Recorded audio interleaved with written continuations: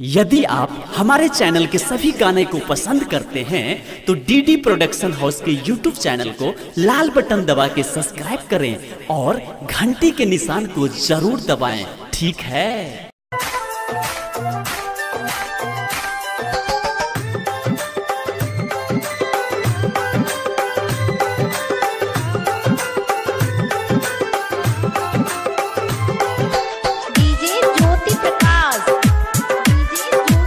Presented by DD Production House, Sakri।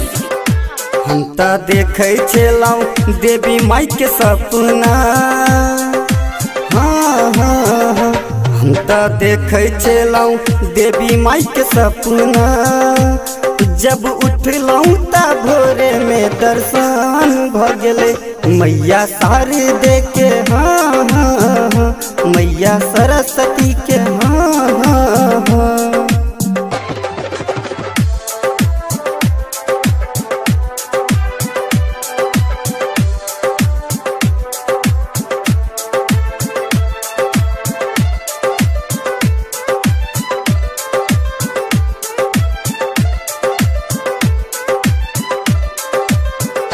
हम तो सरहद गाम से पंडित बजाब, माँ के मूर्ति बैठा के हम तो पूजा करे।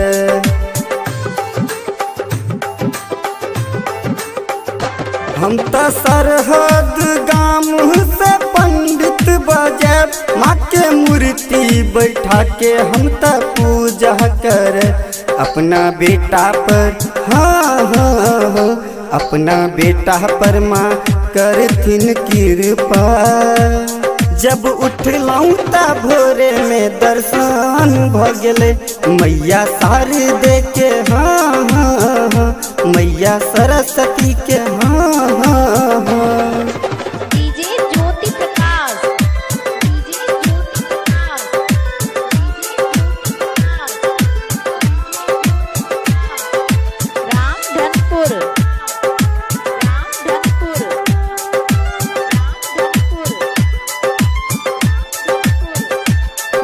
दुनिया कहै छौ के हमरा पागल, हमरा सर पर द दे ममता के आंचल।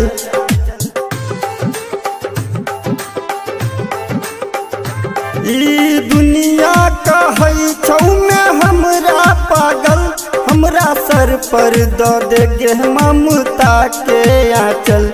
अपना बेटा पर अपना बेटा पर माँ करथिन कृपा। जब उठलौं त भोरे में दर्शन भ गेलै मैया सारी देखे, मैया सरस्वती के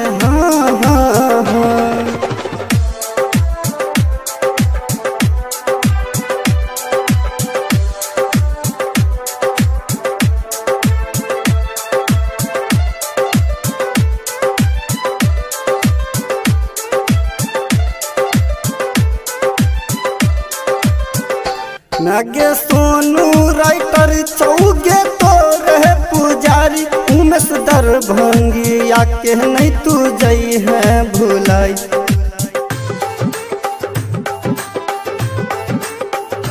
नागे सोनू राइटर चौगे तो रहे पुजारी, उमेश दरभंगी आके नहीं तू जई है भुलाई। अपना बेटा पर